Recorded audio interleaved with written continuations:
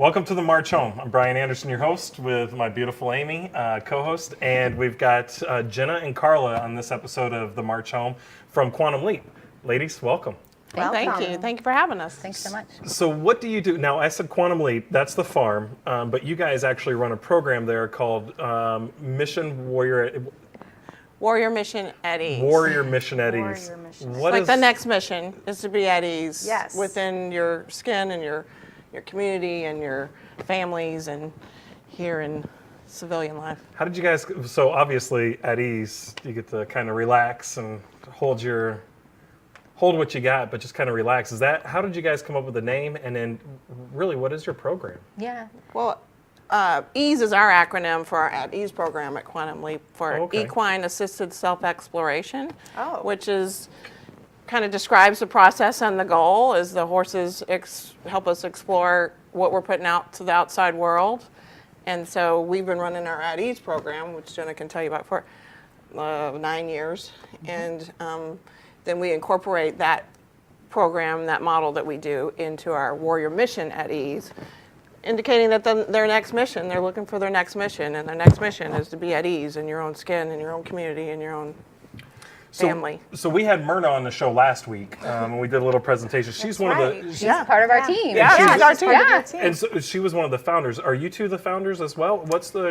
How's it work? Yeah, we've been doing military retreats at Quantum Leap Farm since '09, and they have Okay. developed and changed and morphed as we have grown, and we've worked with different partners and different veteran organizations. And so Myrna helped us put Warrior Mission at Ease together, and we really, that came to fruition about 1.5 years ago, and so she is one of our team members, and she helps us run the retreats, and she does the accelerated resolution therapy, and we're Yes. really grateful to have her as part of our team.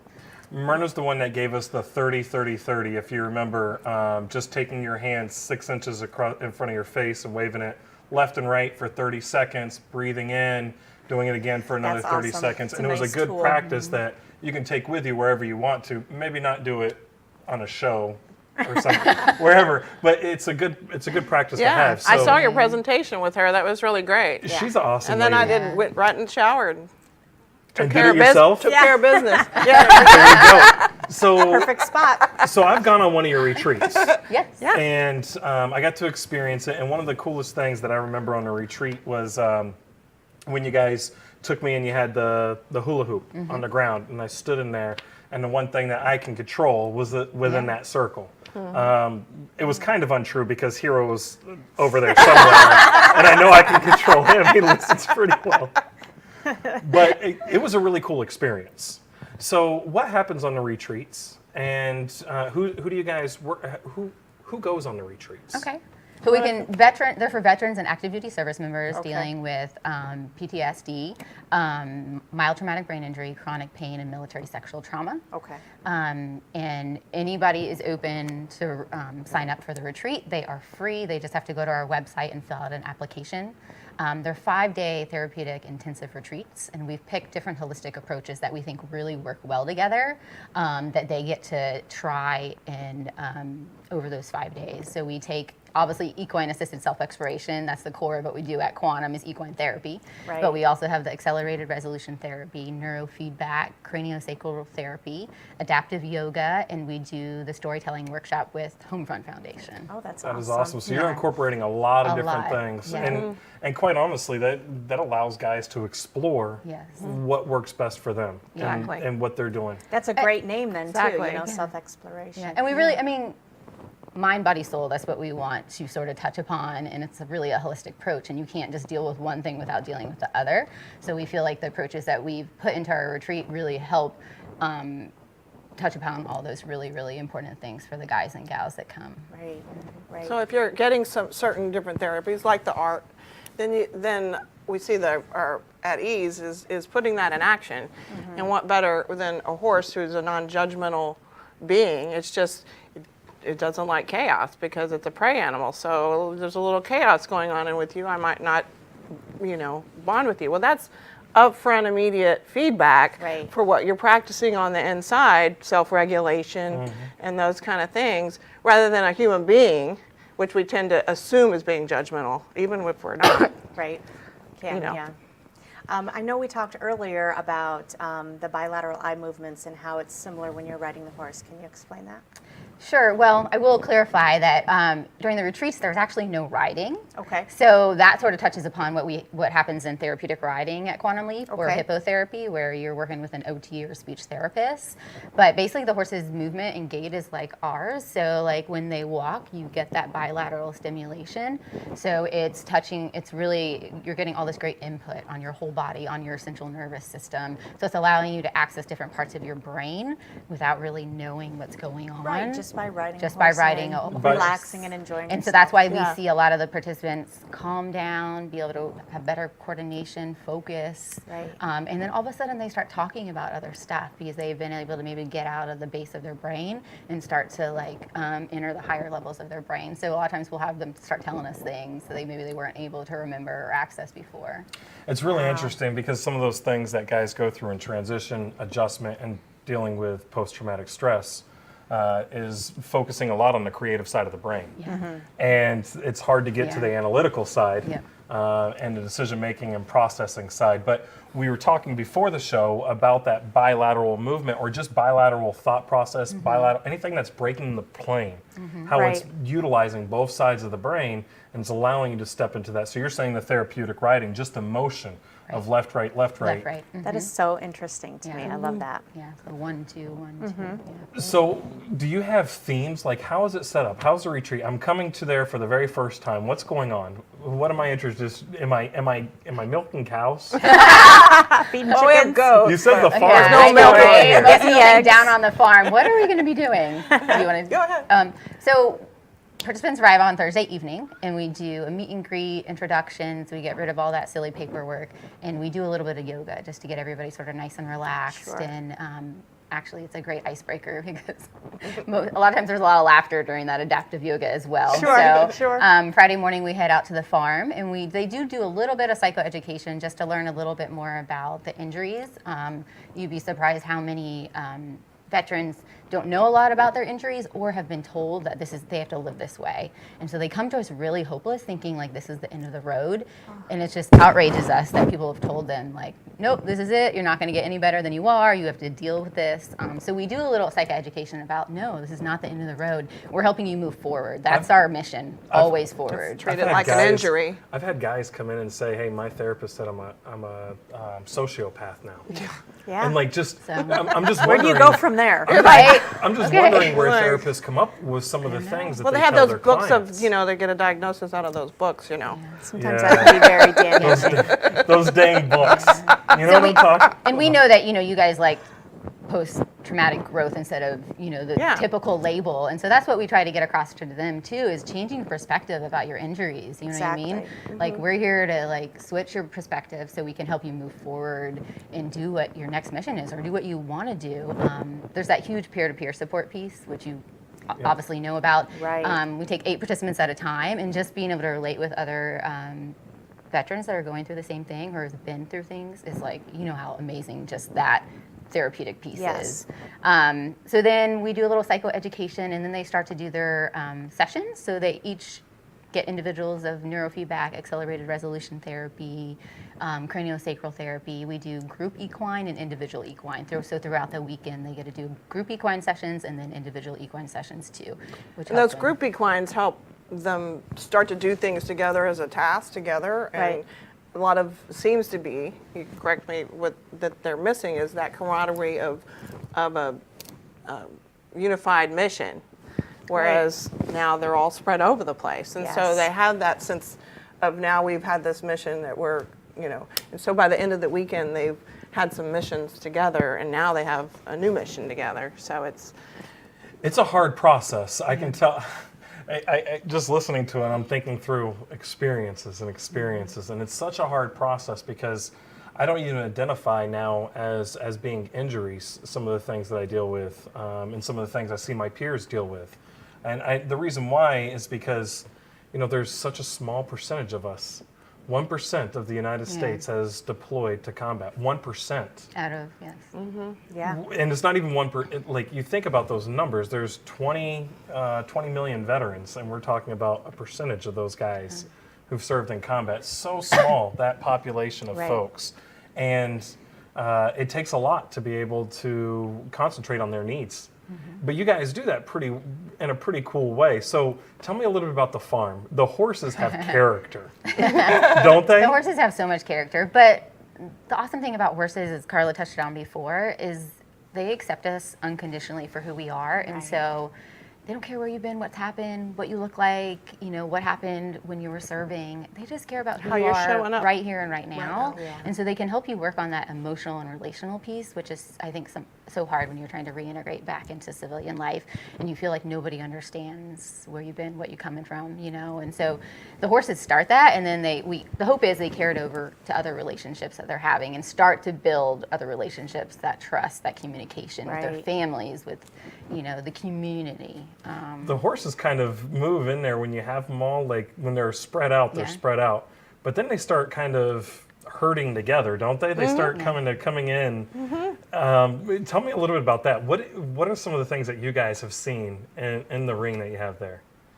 It do you call it a really ring? is that arena. Ring. A ring, okay. yeah. That's So it's it. really fun. Is their herd mentality as prey animals, and so really that's safety in their herd, and so that's really what they're seeking. And so you will see it all spread up because maybe everyone coming in, all the individuals coming in at the moment, have some chaos going on, and the horses are like, "Whoa, okay." Too much. There's a lot going but on. but you'll see as the energy changes and the guys or gals are working together, then the horses start to come around and they're like, "Okay, we want to be a part of this herd." Oh, that is awesome. So I it's love really that. a cool thing to We see had that development. one beautiful experience. Well, we've had many. It's just amazing what can happen in the ring, especially one-on-one with the horses. It was towards the end of the retreat, and one guy who had been pretty walls up in the beginning, he was really starting to sort of open up and feel some of those emotions that he just hadn't been ready to feel. And we had one horse walk over to him, and he sort of signaled for us to come over. So we came over, and he started tears coming down his face, and he started sharing, and he started putting his hands all over the horse. And so me, Carla, knowing that he needed some moment with that horse, we sort of stepped away, and the horse just stood there with him, totally still, and just started yawning and yawning. And so what yawning sometimes can be for a horse is a release of energy. Right. And so he was unloading this What he was traumatic taking on, experiences, and so the horse was taking it and just the horse was faced out into the pasture, and it was just like he was releasing it out into the pasture. For It That's was- pretty cool. it That's was pretty such cool. Gives me a powerful goosebumps. experience. Yeah. And so that's hard to describe sometimes when we talk about equine therapy. Sure. or But, see from the outside Yeah. looking in. Yeah. but those are some of the things that happen, that these horses show up for these veterans, and they know the right timing. Like you said, they come over right when they're needed. Just very instinctive. They're very instinctive, and they relate to what's going on really in the inside. So I got to tell you, I'm absolutely in love with your program. I think it's great. I loved going to the retreat there. How do guys find out? What's the website that they go to? www.quantumleapfarm.org, and then Okay. just go on and look for Warrior Mission at Ease. It has its own page, and you just go to the bottom and fill out the application. Wonderful. Guys, make sure you sign up. Awesome program. Right up the street from where we're at now. Where are you located? Odessa, Florida. Odessa, Florida. Quantum Leap. Mission Warrior at Ease. Next, we've got a good friend, Sergeant Major Arntz. He is a lifetime Green Beret, it seems like, and he's going to be a great special guest to talk about the Green Beret Foundation. 81% of consumers search online before even setting foot in a store. We help you create a strong foundation for your digital reputation. We help build your online presence to improve search engine rank and make sure your business information is correct across the web. You could do all of this on your own, but why would you spend more than 300 hours a year working on this? You have a business to run.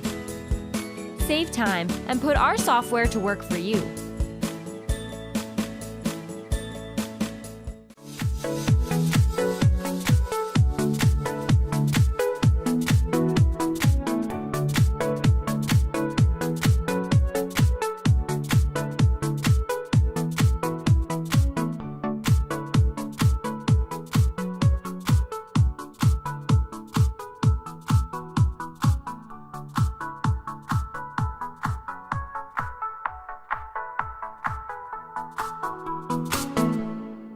Welcome back to the March Home. We're joined now by special guest Sean Arts. Sean, how you doing, brother? Good, Brian. How are you? Oh man, hope for money I'd be a millionaire. I'm just glad to be here. Absolutely. Welcome. So you're an ambassador for the Green Beret Foundation. Correct. And you were just kind of explaining what that is. Can you tell us a little bit about the Green Beret Foundation and what you do as an Yeah, and ambassador? clarify, because I think you and I talked about this. You're not an ambassador, you're a liaison. I'm a liaison. Okay. So Brian and Amy. So about 4 months ago, I called the Green Beret Foundation. I worked down at SOCOM and was asking if they had an LNO down there to serve to help teach some of our students what the Green Beret Foundation can provide.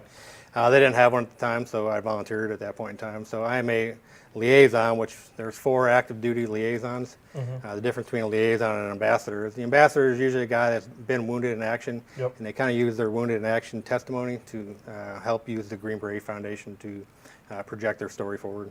Right. The liaison is more the Okay. active duty guy who's the link between the Green Beret Foundation and that active duty unit. Okay, that's cool.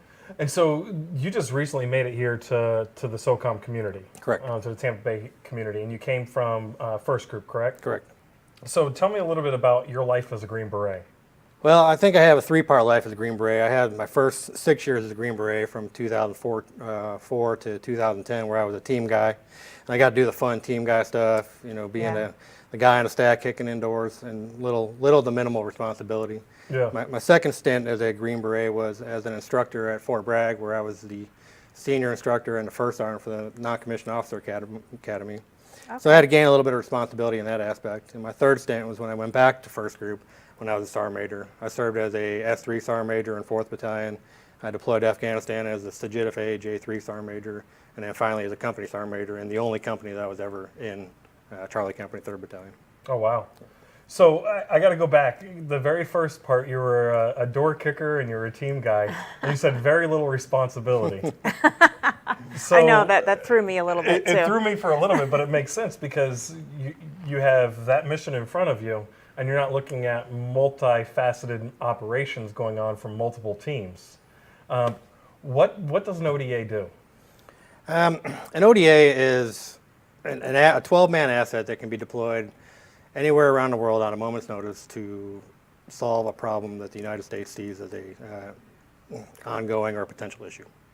And so I know we deal a lot with unconventional warfare. We always talk about OEF, OIF, Operation Iraqi Freedom, Operation Enduring Right. Freedom when it comes to current conflicts. But the OEF Philippines is not something that we talk very much about because it's not out there. What is OEF Philippines? And I know First Group, they've been involved with that quite a bit. Yeah, so in 2001, after the 9/11 attacks, they started looking at where we can influence the global war on terrorism. Believe it or not, if you start looking at some of the history, the 9/11 attacks were actually planned on the jungle floors in the Philippines. There was a strong influence of terrorist units from the south, Abu Sayyaf and the JI elements coming from the south, so that the Philippines, being a strategic partner, and SOCOM and SOCPAC decided that we needed to have elements down there to help work by, through, and with our Philippine partners to eradicate the terrorism in the southern Philippines. Oh, So that's an ongoing mission. That's still going on today. Yeah, so in 2014, we technically shut down the OEF umbrella of the actual terminology, but we still have roughly 2 to 3 ODAs that are deployed there at any given time. wow, okay. So when we look at how a Green Beret really kind of works on the battlefield, like what are some of the things that you've seen our warriors do? I think the key takeaway is us to go into country X, teach an army how to do something that we are experts on, and then have them do it themselves so we don't have to stay there anymore. So we can be back home with our women, our wife and children. So they can defend themselves. Absolutely. Right. Now, being a sergeant major, you've seen guys come and go. You've seen probably guys transition out. What are some of the things that have you kept connections with any of those guys that have left the military? Yeah, absolutely. I was thinking about that on the way over here. You know, the thing about relationships with the SF guys is that you could not see a guy for 2-3 years and then see him the next day, and it's like you were having beers with him the night before. You know, you Right. pick up right where you left off. You know, that camaraderie and that relationship just never ends. Why is that? I think it's everything that happens in the team room from day one when you walk in there. You know, that camaraderie that you build, and that the ability that I can pick any one of them guys. I know they'll do a job that I need them to do, and not let me down. Right. So you've been part of a family affair with this whole entire thing. Absolutely. The whole entire time you've got 6 combat deployments under your belt. Correct. And you've wife and kids and everything throughout this whole entire process. Yeah. What's family life like as a Green Beret, and how have you guys been able to manage that relationship? I think number one thing that my wife highlighted on, not to steal what she said, but communications. In order to have a successful Green Beret family, married with a wife and children at home, is you got to be able to communicate, far and away. Our first deployments, I was talking on a cellular satellite phone on a rooftop, trying not to get shot at, to now I can Facebook Messenger, and chat every day with my wife and children. So as technology has progressed, communicating back home with your family has gotten better. It's gotten a little bit easier. Absolutely. Yeah. So your wife's part of the Steel Mags. Correct. And the Steel Mags is part of the Green Beret Foundation. Correct. So we got to do a retreat with the Steel Mags not Yes. too long ago. That was awesome. So what were some of the takeaways that you saw from your wife and others participating in that retreat? I think it's just an opportunity for them to get together and look at some of the lessons learned from, we have 5 active duty SF groups, but there's 5 different active groups. We all see and think and do things differently. How can they all get together and apply the lessons learned that they've learned over the last, X years to, better improve themselves as an individual and as a whole organization. Right. So you see all 5 groups as having a different character Absolutely. completely from each other. That's interesting. Well, they do. Yeah. They do, and I think of so many different ways that we've explained it. Some appropriate for TV, some not. So what's First Group? What do you think First Group, which is out of Fort Lewis, what's their theme? Who are they? Well, first group is the first in Asia element. If an element needs to deploy into Asia, we're the first ones to be called upon. Okay. We have the largest geographical representation of any combatant command that we deploy into. We all, on top of conducting Afghanistan and Iraq, we simultaneously conduct our joint combined exercise trainings as well. So we see all 3 aspects. We work in the jungle, we work in the mountains, and we work in the desert as well. Oh, So wow. I'm a little biased, but I think the first group's the most well-rounded group that's in the regiment right now. I always differ with anybody on this because I would always go with 7th Special Forces Group, but that's just my opinion. I knew that was going to come up. 'Cause There's always that between the groups, like unless you have someone who's spent time in 5th group, 3rd group, 7th group, and 1st group, and you very rarely find those guys who've spent time in several different groups. Yeah, Maybe 2. absolutely. Yeah, the rivalry is extremely intense, but we're all brothers no matter what group you come from. So there'll be a couple kidney shots in the beginning, but after that, it's all hugs. Yeah. now there's 5 groups then? It's 1st, 3rd, 5th, 7th, and 10th? Correct. Okay. So let me ask you this: when you're looking at what you're doing now, you're training troops again, Correct. and this is the 2nd iteration that you had. Now I know you said ODA; they're going into country X, training up the troops so that they can defend themselves, building up some of that civil affairs type stuff, building up that whole entire area.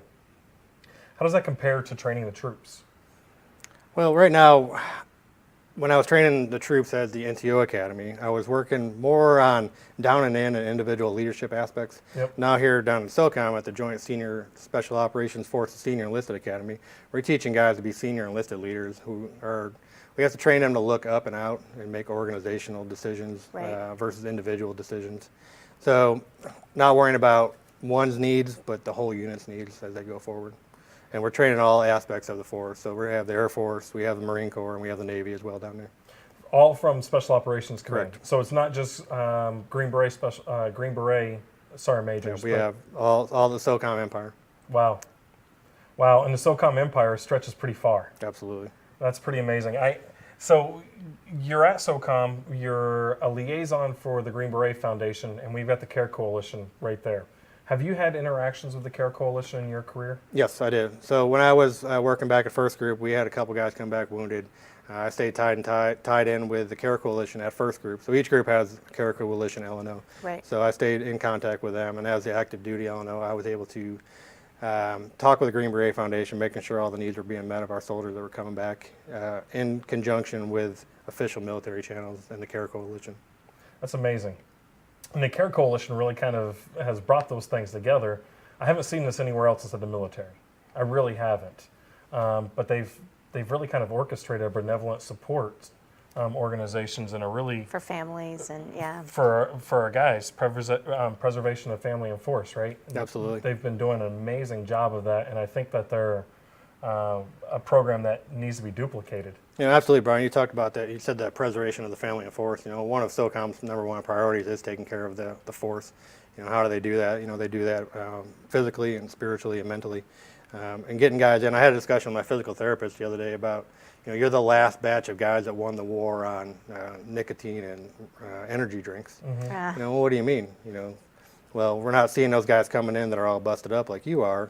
We're teaching these guys how to, proper exercise, proper physical fitness, proper nutrition prior to a mission, after mission, during missions, and getting these guys the psychological and spiritual help that they need prior to deploying and when they come back. Right. Taking care of the troops before it becomes an issue. Absolutely. That's awesome. When I was leaving, do they have, and I'm just going to ask this, I think about it, because 7th Group started the Thor program. Absolutely. Thor 3? Yep. So we have the Thor 3 facility there at First Group, Yep. and we've had a couple professional sports teams come down, and they were actually jealous that our facility was better than what they had. Really? Yeah. That's awesome. We have world-class strength and conditioning coaches there, world-class physical therapists, and top-notch dietitians there as well. And they're just helping guys stay at their top peak, or if they're injured, to get back up. When guys get to that top peak, how do I get past that top peak and make myself better? Yeah. Wow. That's pretty amazing. I think it's awesome that that you guys have that available. See, I told you, I used to be an elite athlete. I used to be an elite athlete. So I really appreciate you coming down. At the Academy, what are the types of things that are, when you see a joint like that from all the different services, what are some of the things that you see differ or are the same between the Army and, say, the Marines, Air Force, and Navy? Well, I think the big difference is language. One of the things I teach you guys is you got to speak 3 languages. You got to speak your own language, you got to speak joint language, and at this level, you got to speak the interagency language. I got to learn how to speak in the State Department and any, the USAID, all them other places. So that's the big difference. Getting those guys online. And the common thing is that service members will always be service members. Yeah. That's the I truth. just leave it there. Sean, I can't thank you enough for coming down to the show and joining us on the March Home. If you guys want to see this episode, remember, check us out on Facebook at The Veterans Alternative. You can see it live every single week. You can see the recordings afterwards, and we can't wait to see you next week on the March Home. Yay. Sean, brother, thank you. Perfect.